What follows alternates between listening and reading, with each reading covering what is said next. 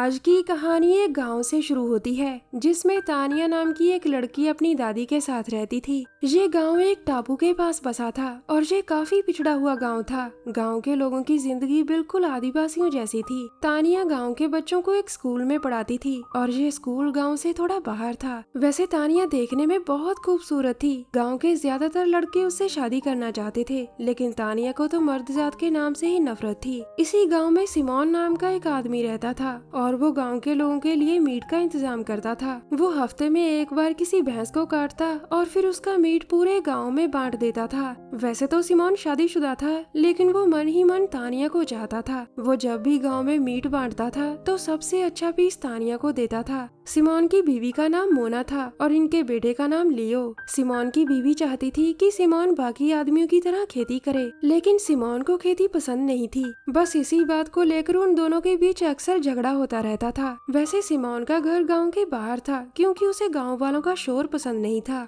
गांव की कुछ औरतें तानिया को अच्छी लड़की नहीं मानती थी और वो अपने बच्चों को उससे दूर रहने को कहती थी। मगर गांव के बच्चों को तानिया बहुत अच्छी लगती थी। वो उसके पास पढ़ने जाते थे। तानिया को भी बच्चे अच्छे लगते थे और वो भी उन्हें फ्री में पढ़ाती थी। कुछ दिनों बाद गाँव में एक पब्लिक बस आती है। गाँव में आने वाली ये इकलौती बस थी और ये हफ्ते में सिर्फ एक बार ही आती थी। अब इस बस से एक लड़का और लड़की उतरते हैं और फिर वो गांव की तरफ जाने लगते हैं। इस लड़की का नाम गिवा था और वो तानिया की छोटी बहन थी। गिवा के साथ उसका अमेरिकन दोस्त था और उसका नाम रॉबिन था। गिवा सबसे पहले तानिया से मिलना चाहती थी, इसीलिए वो सीधा उसके स्कूल में आती है। दोनों बहनें जैसे ही एक दूसरे को देखती हैं तो बहुत खुश होती हैं। गिवा तानिया से कहती है, ये तुमने क्या हाल बना रखा है, अब मैं आ गई हूँ और मैं तुम्हें पूरा बदल दूंगी। गिवा की बातें सुनकर बच्चे मन ही मन हंसने लगते हैं। दरअसल गिवा कई साल पहले शहर चली गई थी और फिर वहीं से विदेश, ताकि वो काम कर पैसे कमा सके। आज वो कई सालों के बाद अपने गांव लौटी थी। वो जहाँ सिर्फ और सिर्फ तानिया से मिलने आई थी, क्योंकि वो उसे बहुत प्यार करती थी। थोड़ी ही देर बाद जब दोनों बहनें घर पहुँचती हैं तो दादी गिवा और रॉबिन का स्वागत करती है। गिवा और रॉबिन को साथ साथ देखकर दादी को लगता है कि इन दोनों की शादी हो चुकी है, लेकिन गिवा उसे बताती है कि हमने अभी शादी नहीं की है। ये सुनकर दादी काफी हैरान होती है और उन दोनों को अलग अलग रहने को कहती है। उसी रात जब दोनों बहनें दादी के साथ सो रही थी तो गिवा उठकर तानिया को जगाने लगती है। जब तानिया जाग जाती है तो गिवा उसे एक तरफ ले जाकर कहती है, रॉबिन और मैं शादी करने वाले हैं और अब तुम्हें भी शादी कर लेनी चाहिए। इस पर तानिया कहती है कि मैं कभी शादी नहीं करूंगी और ना ही मुझे आदमी अच्छे लगते हैं। इसके बाद वो दोनों बहनें फिर से सो जाती हैं। अगले दिन दोनों बहनें बीच पर फिश बना रही थी और उनके पास ही कई बच्चे खेल रहे थे। गिवा को भी बच्चे काफी पसंद थे और वो उनके पास जाकर उन्हें कुछ खाने को देती है। इसी दौरान सिमोन एक भैंस पर बैठा वहाँ से गुजर रहा था। गिवा की नजर जैसे ही उस पर पड़ती है तो वो भागकर उसके पास जाती है और कहती है, मैं भी भैंस की सवारी करूंगी।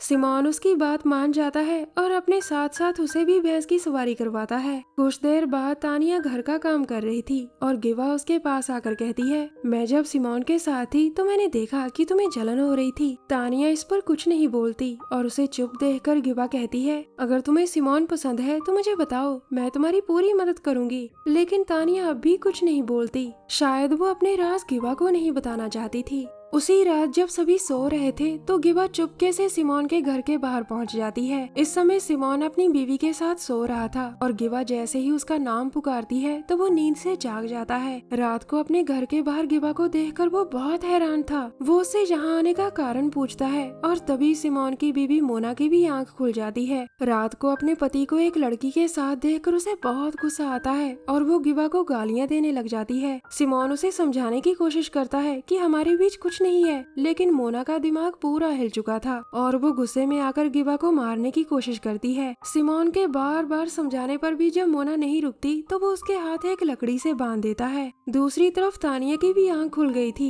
और कमरे में गिवा को ना देखकर वो उसे ढूंढने लग जाती है। गिवा को ढूंढती ढूंढती वो रॉबिन के पास भी जाती है और जब उसे वहाँ भी गिवा नहीं मिलती तो वो दोनों मिलकर उसे ढूंढने लग जाते हैं। थोड़ी ही देर बाद वो गिवा को ढूंढते ढूंढते सिमोन के घर पहुँच जाते हैं और वहाँ मोना की हालत देखकर बहुत हैरान होते हैं। इस समय मोना घर के बाहर लकड़ी से बांधी हुई थी, जबकि सिमोन और गिवा अंदर बैठे बातें कर रहे थे। तानिया जैसे ही मोना का मुंह खोलती है तो वो उसे बताती है कि सिमोन और गिवा का अफेयर चल रहा है। ये सुनते ही रॉबिन सिमोन को घर से निकालकर पीटने लगता है और उसे काफी पीटने के बाद वो वहाँ से चला जाता है। इसके बाद वो अपना सामान पैक करता है और गाँव से चला जाता है, क्योंकि उसे लग रहा था कि गिवा ने उसे धोखा दिया है। अगले दिन सुबह तक पूरे गाँव में बात फैल जाती है कि गिवा ने सिमोन का घर तबाह कर दिया। गाँव वाले तानिया को भी ताने देने लगते हैं कि तुम दोनों बहनें पूरे गाँव को गंदा कर रही हो। गाँव वालों के ताने सुनकर तानिया को बहुत गुस्सा आता है और वो गिवा के पास जाकर उससे सच पूछती है। गिवा उसे समझाती है कि मैंने ये सब तुम्हारे लिए किया था, क्योंकि मुझे पता है कि तुम सिमोन को चाहती हो। उसकी बात सुनकर तानिया कहती है कि तुम झूठ बोल रही हो, क्योंकि तुम्हें पता है कि मुझे आदमी अच्छे नहीं लगते। इसके बाद गिवा उसे समझाने की काफी कोशिश करती है, लेकिन तानिया उसकी कोई बात नहीं मानती। उधर पूरे गाँव ने फैसला कर लिया था कि अब से वो अपने बच्चे तानिया के पास पढ़ने नहीं भेजेंगे। गाँव वालों को लग रहा था कि अगर उनके बच्चे तानिया के पास जाएंगे तो वो उन्हें भी बिगाड़ सकती है। एक दिन जब तानिया अपने स्कूल की सफाई कर रही थी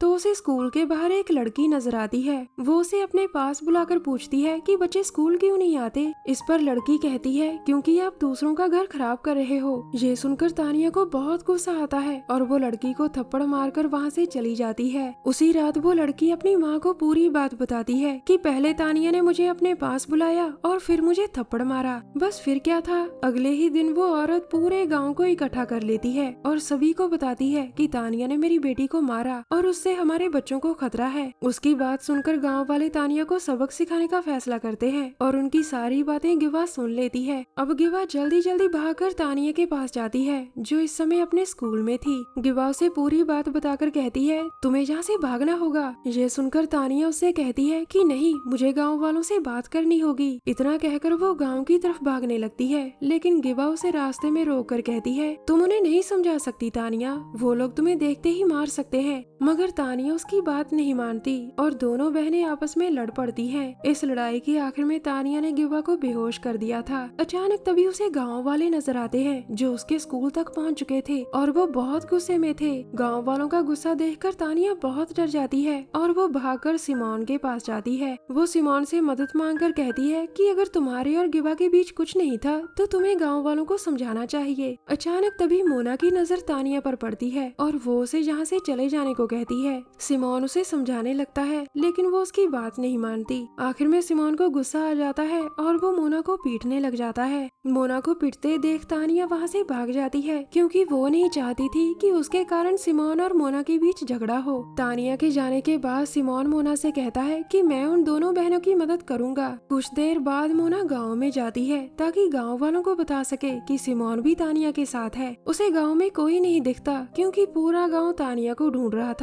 लेकिन उसे गाँव में अपना बेटा लियो मिल जाता है। वो लियो को बताती है कि तुम्हारा पिता उन बदनाम बहनों के साथ मिल चुका है और उनके कारण उसने मुझे बहुत मारा। ये सुनकर लियो बहुत गुस्सा करता है और अपने पिता को सबक सिखाने का फैसला कर लेता है। दूसरी तरफ तानिया गिवा के पास पहुंचकर उससे माफी मांगती है। उधर सिमोन अपने घर अकेला बैठा था और तभी लियो पीछे से आकर उसकी पीठ पर चाकू मारता है। सिमोन जैसे ही उसे रोकने की कोशिश करता है तो लियो वहाँ से भाग जाता है। अब सिमोन लियो के पीछे पीछे था और उसे पकड़कर मारना चाहता था। इससे पहले वो लियो को पकड़ पाता तभी उसे गांव के कई बच्चे घेर लेते हैं। वो लियो को बचाना चाहते थे, इसलिए सिमोन पर मिट्टी फेंकने लगते हैं और इसी बीच लियो एक कुल्हाड़ी उठाकर सिमोन का सिर काट देता है। थोड़ी ही देर बाद जब मोना अपने घर वापस आती है तो लियो अपने पिता का कटा हुआ सिर उठाकर उससे कहता है अब तुम्हें कोई नहीं मारेगा माँ। सिमोन का कटा सिर और लियो की बात सुनकर मोना बहुत डर गई थी। उधर गांव वालों ने तानिया को पकड़ लिया था। गिवा उन्हें समझाने की कोशिश करती है, लेकिन गांव वाले उसे भी सबक सिखाने का फैसला कर लेते हैं। कहानी के आखिर में गांव के सभी आदमी पहले दोनों बहनों के साथ जबरदस्ती करते हैं और फिर उन्हें जिंदा जला देते हैं। काश उस रात नादान गिवा सिमोन के घर ना जाती